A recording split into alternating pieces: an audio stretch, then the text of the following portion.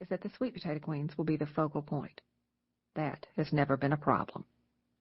The newly crowned sweet potato queens were the instant darlings of that first parade.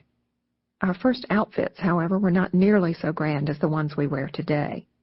There were 4 of us, and we all wore green ball gowns from family trunks or the Goodwill thrift shop, and tiaras. God, I love a tiara. Suzanne Sugarbaker of Designing Women was so right when she said there's just nothing better in life than to ride around the back of a convertible with a crown on your head. Words to live by. We didn't actually have a convertible. We had a pickup truck. But we did have big dresses, tiaras, and long gloves. Our first gloves were the no longer quite so white ones we found in our mother's forgotten wardrobes. Vivid colors would come in future years. And we had the wave, that beauty queen wave, the Miss America wave, back when Miss America meant something, namely that you were the best-looking thing in the whole country and none of this ridiculous scholarship hooey.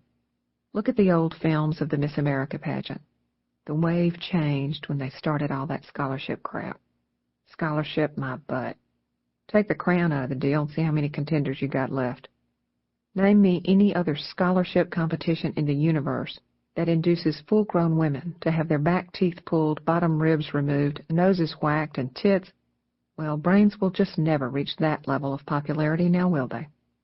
Show me another scholarship contest that necessitates the application of firm grip to one's buttocks to hold one's swimsuit in place. That's so all them brains don't pop out on the runway, no doubt. Call the thing a beauty pageant and be done with it.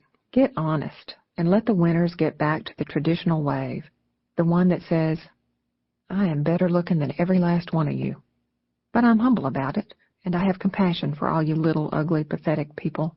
I am up here where I belong, above the crowd, so you can all see how very beautiful I am, and you can see it from all angles, and so fully appreciate just how much better looking I am than you. But even in my great beauty I am still sweet and kind, and I will wave to the likes of you to prove it. See, I am waving and smiling. And with her arm nearly fully extended, she ever so gently moves just her hand back and forth, scarcely disturbing the air. The movement is so gentle. That's how sweet potato queens wave, and I, being the boss of everything, am the only one who can claim ambidextrous waving skills. So we're in this very first St. Patty's Day parade in downtown Jackson, sitting up in the back of a green pickup truck with hand-lettered poster board signs duct taped to the sides proclaiming us to be the Sweet Potato Queens, riding up through some totally puzzled office workers. We just smiled and waved like we were genuine beauty queens, taking the whole thing very seriously, as if they should be so excited they got to see us in person and all. And every now and then, in the tradition of Mardi Gras, we'd throw a little something to the crowds. Only our throws, in keeping with who we claim to be, were actual sweet potatoes, which are not usually as lightweight as, say, your beads or your doubloons. A sweet potato has a little heft to it, and it is fairly dense as well. Not quite the same as chunkin' bricks, but then actually pretty close to chunkin' bricks. One of the original sweet potato queens was quite the softball player, some kind of championship softball player. She could really hum them taters, let me tell you. I guess their size and odd shapes sort of affected her aim a little, since she lobbed one and nearly broke out a second-story window in the IRS building. We had to rein her in after that. There was some initial confusion about our name, Sweet Potato Queens. Did the name describe the type of potato that we claimed to be the queens of?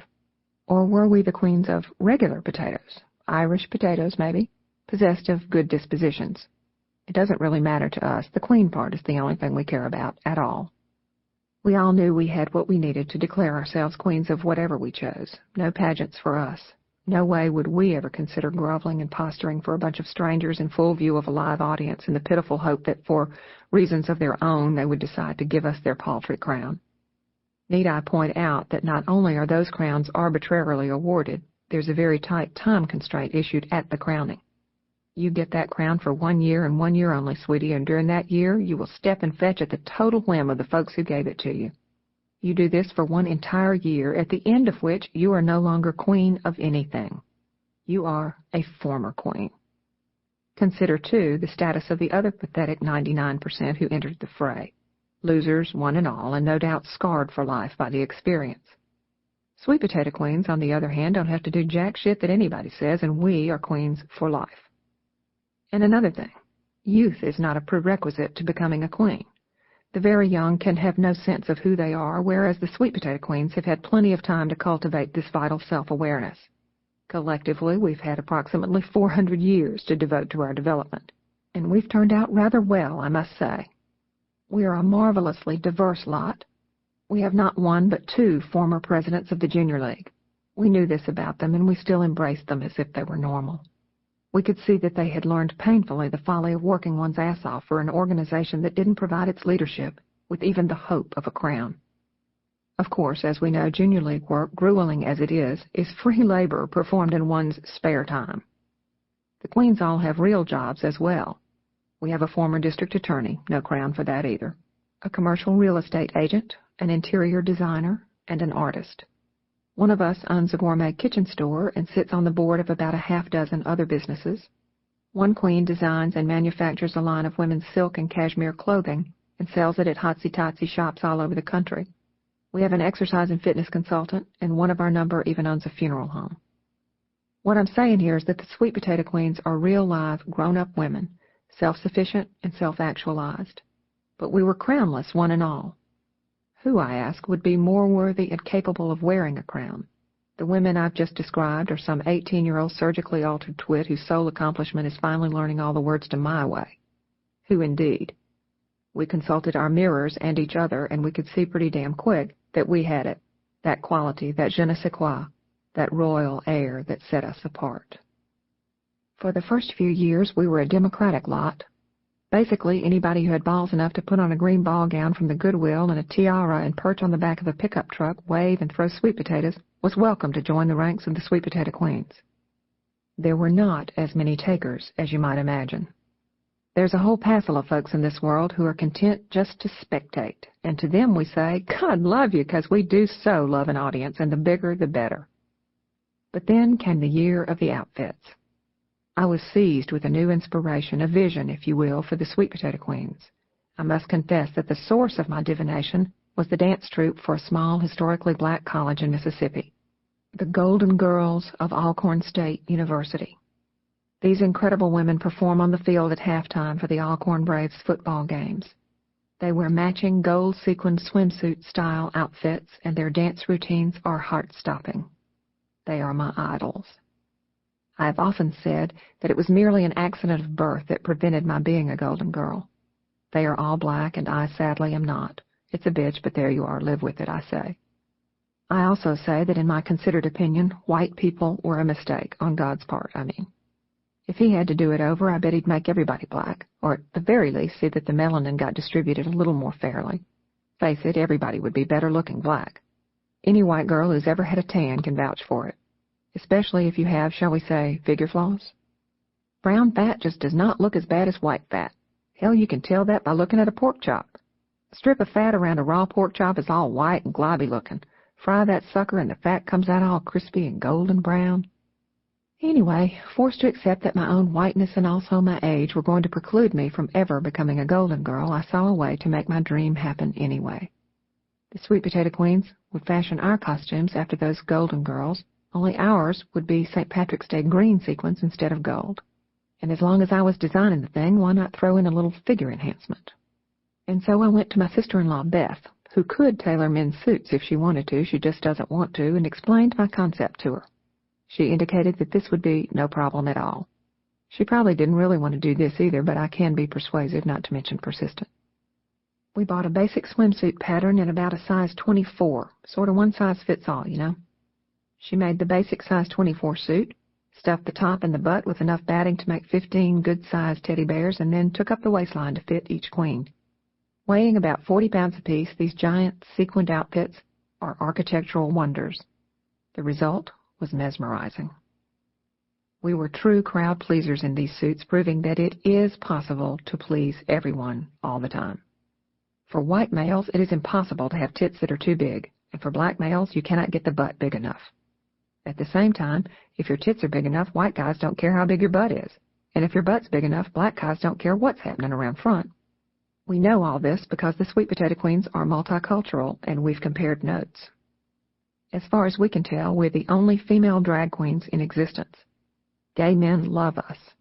It's entirely possible that we are gay men trapped in straight women's bodies. Our lesbian friends adore us too because, hey, we're women. When we made our appearance in our new outfits on parade day, the crowd was galvanized. All the men wanted us, and all the women wanted to be us. Just imagine the sweet potato queens in our flowing red wigs, so vital for hair tossing, which, coupled with pelvic thrusting, is the mainstay of our performance, wearing our official lipstick, Revlon's Love That Pink, and our majorette boots. God, how we love our majorette boots. Women of a certain age, I need not name that age, will empathize with this at once. When we were growing up, the Sears Roebuck Christmas catalog featured a wide array of costumes. The bride's dress, the cowgirl outfit, the nurse's uniform, never the doctor, the princess gown, and the majorette suit. With it were some crappy little spats that were supposed to pass for boots, but you could order separately real-life majorette boots. Out of all the queens with our diverse backgrounds, not one ever got a pair of real live majorette boots, and not one had ever gotten over that bitter disappointment. That is so much of what being a sweet potato queen represents for us. Correcting karma, seizing the moment, recreating ourselves from the soles of our majorette boots to the very tip-top of our towering red wigs. Don't waste your precious life moping over the vacancies of your childhood. Hell, you're full grown now. If you don't have real live majorette boots at this stage in your life, it's your own goddamn fault. Quit whining about it and go get some. You may wonder why there is no mention of crowns. That's because we no longer wear them. In the beginning, we needed them, we thought, to establish our queenliness. Now we believe to wear a tangible symbol of our intangible yet utterly pervasive air of royalty would be redundant. We are the sweet potato queens, and everybody knows it. Symbols are superfluous. Besides, it's really hard to keep a crown fastened to that big red wig. I've often heard it said about us, in our presence, as if we weren't there or were perhaps deaf. They turn into someone else when they put those outfits on. This is usually said by some queen's boyfriend or husband. In fact, nothing could be further from the truth. We are completely ourselves when we put those outfits on. The sweet potato queens are at one with the universe in those outfits. The news media were all over us in our new regalia. How does one get to be a sweet potato queen? The tiny white girl reporter asked breathlessly. It's like this, honey, I told her, with more than a small degree of disdain. Either you are a sweet potato queen or you are not. She looked perplexed. I added, you are not. Whining, she persisted. Well, how did you get to be a sweet potato queen? First of all, Missy, even more disdain here, I am the sweet potato queen by divine right, and I have handpicked my court. No woman gets on this float but by me, and let me tell you, there's plenty of sucking up involved in the process. Ever since we first trotted out those green sequin costumes and our amazing red wigs, I've been besieged by women from all over the country, begging, pleading, offering bribes of all sorts, all dying for the chance to put on that green suit and be queen for a day. But it's too late, I tell them all, too late. They had their chance back in the days of thrift shop dresses, but it's gone. Now you have to wait for someone to die or move to Australia to open up a vacancy. One current queen had to grovel in the very dirt for 3 full years, even after an opening became available. It was so much fun having her follow us around year after year in desperate supplication, we sort of hated to give it up. Like all sororities, we find that half, maybe more, of the fun is in keeping others out. So much for the sweet part. Queens serve at my pleasure alone, and don't they know it? The sucking up doesn't stop with induction. It is a lifetime process teamed with blind obedience. I design the outfits, I select the hair color and style, I select the music and choreograph the dances. I have ultimate power, and I like it. Lest I give anyone the erroneous impression that the Sweet Potato Queens are an insular, independent group, let me assure you nothing could be further from the truth. There are many happy, helpful worker bees in our little hive. Their hard work and devotion make it possible for us to reign supreme and serene. For this we are truly grateful, and we try to show our gratitude constantly. Indeed, we fraternize with all of them quite freely every day of the year, save one. Here's a rundown of Team Sweet Potato Queens. A small but dedicated band of Sweet Potato Queen wannabes is allowed to follow our float each year. We even let them wear our old outfits and discarded wigs. They carry signs that clearly mark them as wannabes, engaged in their sucking up process. whenever our float stops for us to dance provocatively for our